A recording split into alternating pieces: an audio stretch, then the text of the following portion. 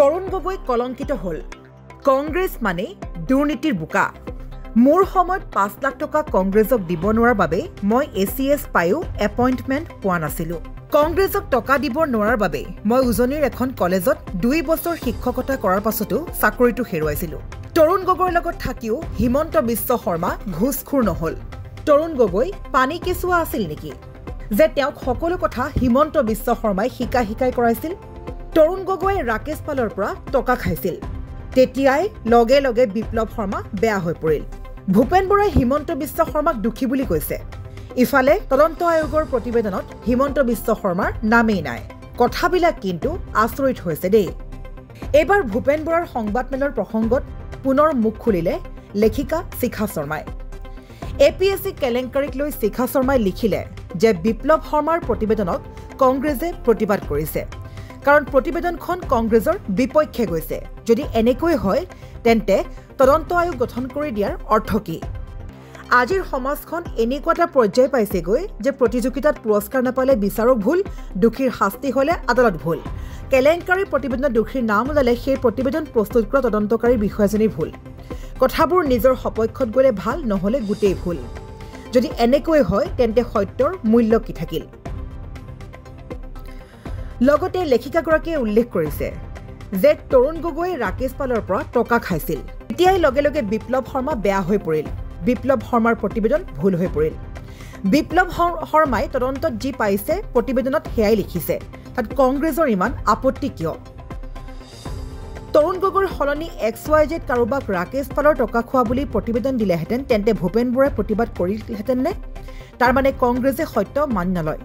কথাটো সেইটোৱে নহয় জানো ভূপেন বৰাই হিমন্ত বিশ্ব শৰ্মাক দুখী বুলি কৈছে ইফালে তদন্ত আয়োগৰ প্ৰতিবেদনত হিমন্ত বিশ্ব শৰ্মাৰ নামেই নাই কংগ্ৰেছ মানে হল দুৰ্নীতিৰ বোকা মোৰ সময়ত 5 লাখ টকা কংগ্ৰেছক দিব নোৱাৰাৰ বাবে মই এসিএস পায়ো এপইণ্টমেণ্ট পোৱা নাছিলো কংগ্ৰেছক টকা দিব নোৱাৰাৰ বাবে মই উজনিৰ এখন কলেজত 2 বছৰ শিক্ষকতা কৰাৰ পাছতো চাকৰিটো হেৰুৱাইছিলো কাৰণ চাকৰি কৰি থকা মোক কংগ্ৰেছ দলালে টকা বিচাৰি বিফল হোৱাত বহু অনিয়ম দেখুৱাই মোৰ পদটোৰ পৰা ৰি-ইণ্টাৰভিউ পতা হৈছিল আৰু মোৰ সাক্ষাৎকাৰটো অগ্ৰাহ্য কৰা হৈছিল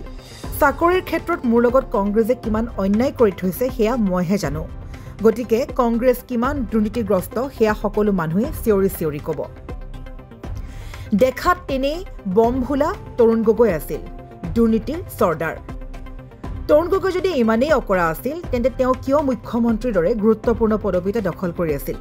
হিমন্ত বিশ্ব শৰ্মাই তৰুণ গগৈ যদি সব শিকাই দিছিল বা তৰুণ গগৈ যদি সব হিমন্তৰ মতেই কৰিছিল তেন্তে তৰুণ গগৈ অনভিজ্ঞ আছিল নেকি দায়িত্ব সম্ভালিব নজনা তৰুণ গগৈ মুখ্যমন্ত্ৰী হ'বলৈ আগবাঢ়িছিল কিয় আনৰ মগজুৰে কাম কৰা মানুহ মুখ্যমন্ত্ৰী হোৱাৰ বাবে যোগ্যনে তৰুণ গগৈ পানী কেঁচুৱা আছিল নেকি যে তেওঁক সকলো কথা হিমন্ত বিশ্ব শৰ্মাই শিকাই কৰাইছিল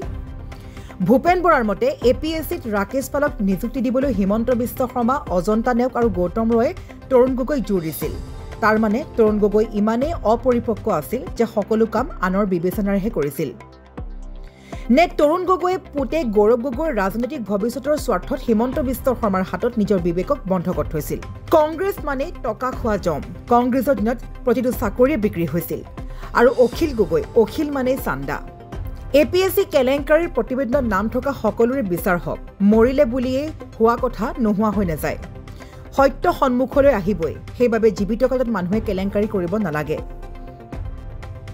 জীৱিত কালত মেধাৱী প্ৰাৰ্থীবোৰৰ বুকু ৰাখা কাহিনী টকাৰ বিনিময়ত চাকৰিবোৰ বিক্ৰী কৰিব নালাগে নহলে মৰাৰ পাছত ঘুষখোৰ নাম পাব লগা হয় যিদৰে মৰাৰ পাছত ঘুষখোৰ হিচাপে তৰুণ গগৈক বিপ্লৱ শৰ্মাৰ প্ৰতিবেদনে আকৌ এবাৰ মাৰি পেলালে তৰুণ গগৈৰ লগত থাকিও হিমন্ত বিশ্ব শৰ্মা ঘুষখোৰ নহল হোৱা হলে আজি অসমত 1 টকাও নিদিয়াকৈ কোনোৱে চাকৰি নাপালেহেঁতেন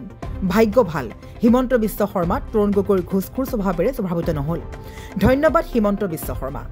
এইদৰে ফেচবুক যোগে সমালোচনা কৰিলে প্ৰয়াত প্ৰাক্তন মুখ্যমন্ত্ৰী তৰুণ গগৈ এপিএসসি কেলেংকাৰীক লৈ এইদৰে ফেচবুক মাধ্যম যোগে মুখ খুলিলে লেখিকা শিখা শৰ্মাই শিখা শৰ্মাৰ এই পোষ্টত হাজাৰজনে জনাইছে প্ৰতিক্ৰিয়া news desk report news at Assam